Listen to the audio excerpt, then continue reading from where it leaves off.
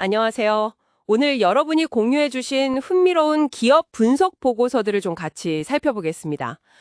엔지니어링부터 방산, 부품, 신재생 에너지까지 진짜 다양한 분야를 다루고 있네요. 네, 안녕하세요. 삼성 E&A, S&T 모티브, SK 오션플랜트, 풍산, 또 LG노텍까지 정말 여러 기업이네요. 네, 그래서 오늘 이 기업들에 대한 최신 분석들을 통해서 핵심적인 내용하고 또 그 이면의 의미는 뭘지 그걸 좀 짚어보는 시간을 갖겠습니다. 좋습니다. 단순히 실적 전망 숫자만 보는 게 아니고요. 각 기업을 둘러싼 주요 동향이나 시장의 기회, 또 도전 요인들, 그리고 분석가들이 좀 주목하는 장기적인 그림은 뭔가 여기에 초점을 맞춰서 얘기 나눠보죠. 좋습니다. 그럼 먼저 에너지 전환하고 대형 프로젝트 이쪽에 관련된 기업들부터 볼까요? 삼성 E&A. 여기는 2분기 실적 자체는 다소 좀 숨고르기 같은 모습인데 분석가들은 오히려 하반기를 주목하는 분위기더라고요. 이 지연된 기대감이라고 해야 하나요? 배경이 뭘까요? 그렇습니다. 2분기 매출이 한 2조 2천억 원, 영업이익은 1,623억 원 정도. 작년 같은 기간보다는 좀 줄어들 걸로 예상합니다. 아무래도 그 사우디에서 진행되는 싼6 블루 암모니아 프로젝트 있잖아요. 이게 이제 친환경 에너지 생산 관련 핵심 프로젝트인데 수주 발표가 3분기로 넘어간 영향이 좀 크죠. 아, 그게 밀렸군요. 네. 근데 이게 끝이 아니고요. 하반기에는 약 1,000억 달러 규모. 우리 돈으로 치면 13조 원이 넘죠. 이 정도 중동 지역 추가 수주 기대감이 여전히 남아있고 또 삼성전자 평택 반도체 공장 P4라인 관련해서도 잠재적인 수주 가능성 이것까지 언급이 되고 있어요. 와, 규모가 상당하네요. 네. 그래서 단기 실적보다는 이런 미래 성장 동력에 대한 기대를 반영해서 목표 주가를 31,000원으로 올린 걸로 보입니다. 대규모 에너지 프로젝트 얘기가 나온 김에 SK 오션플랜트도 바로 보죠. 여기는 국내 해상 풍력 프로젝트 수주 소식이 있었네요. 이게 그냥 한 건의 계약, 그 이상으로 봐야 할까요? 네. 그 전남 안마 해상풍력단지에 들어갈 하부 구조물, 그러니까 그 바다 밑에 풍력 발전기를 딱 고정시키는 기초 구조물 있잖아요.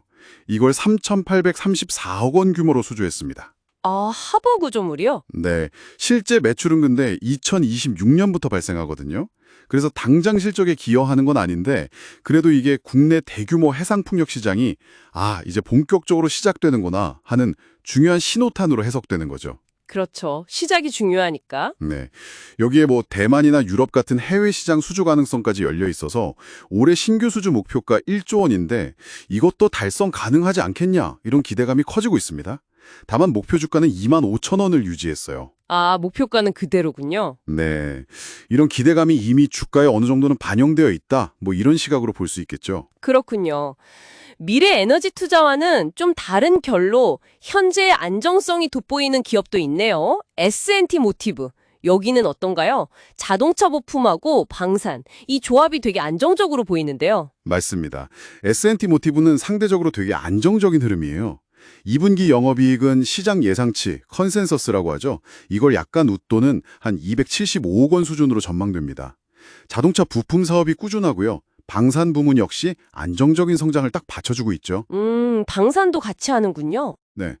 그리고 최근에 좀 얘기 나왔던 미국의 대중국 관세 영향도 제한적일 걸로 분석되고요. 특히 제가 인상 깊었던 건 순현금을 약 4,900억 원이나 보유하고 있다는 점. 재무적으로 굉장히 탄탄하다는 거죠. 와, 4,900억이요? 대단하네요. 그렇죠. 그래서 앞으로 방산 부문 신규 수주라든가 아니면 로봇 관련 사업에서의 성장 가능성 이런 것도 주목받으면서 목표 주가도 37,000원으로 올랐습니다. S&T 모티브 방산 얘기가 나온 김에 요즘 제일 뜨거운 분야 중 하나죠. 방산이랑 원자재 가격 상승, 이 수혜를 동시에 받고 있는 풍산으로 넘어가 보죠. 이걸 이중 모멘텀 이렇게 부르던데 구체적으로 어떤 상황인가요? 네, 풍산은 지금 정말 두 가지 강력한 순풍을 맞고 있어요. 2분기 영업이익이 시장 예상을 꽤 뛰어넘는 1,119억 원으로 예상되는데요. 이게 왜 그러냐면 늘어나는 방산 수출 물량, 여기에다가 주요 원자재인 구리 가격이 톤당 1만 달러를 넘어섰거든요. 이 강세 덕분입니다. 아, 구리 가격이 그렇게 많이 올랐군요. 네, 특히 요즘 지정학적 긴장이 높아지면서 이 방산 사업의 가치가 예전하고는 정말 비교할 수 없을 정도로 재평가받고 있다. 이런 분석이 나오고 있습니다. 하긴 요즘 분위기가 그렇죠. 그래서 이 두 가지 강력한 성장 동력, 이걸 바탕으로 목표 주가가 14만 원까지 아주 큰 폭으로 올랐다는 점이 눈에 띕니다. 칩 4만 원이요? 와, 정말 많이 올랐네요. 마지막으로 기술 분야로 가보죠. LG 이노텍입니다. 여기는 단기적인 실적 전망은 좀 어두워 보이는데 분석가들은 오히려 미래의 AI 시대를 주목하는 것 같아요. 이게 스마트폰 너머를 본다는 뜻일까요? 네, 맞아요. 2분기 영업이익은 한 411억 원 정도로 시장 기대치에는 좀 못 미칠 것 같습니다. 이게 전통적인 비수기 영향도 있고요. 또 원화 강세도 약간 부담 요인이죠. 단기적으로는 좀 아쉽네요. 그렇죠. 근데 분석가들은 이 단기적인 스마트폰 수요 회복, 이것보다는 AI 기술이 스마트폰을 넘어서 이제 뭐 다양한 기기로 확산되는 큰 그림, 여기에 주목하고 있습니다. 최근에 그 인간형 로봇 만드는 피규어 AI라고 있잖아요. 여기에 카메라 모듈을 공급하기로 한 게 대표적인 사례죠. 아, 로봇 쪽으로도 가는군요. 네. 그래서 2025년까지는 실적이나 뭐 성장 동력 면에서 바닥을 다지는 시기가 될 수 있지만 2026년에 새로운 폼팩터, 뭐 폴더블 같은 거요. 이런 거 출시되고 AI 기술이 더 고도화되면 그때부터 본격적인 반등이 시작될 거다. 이런 기대가 있습니다. 아, 2026년을 보는 거군요. 네.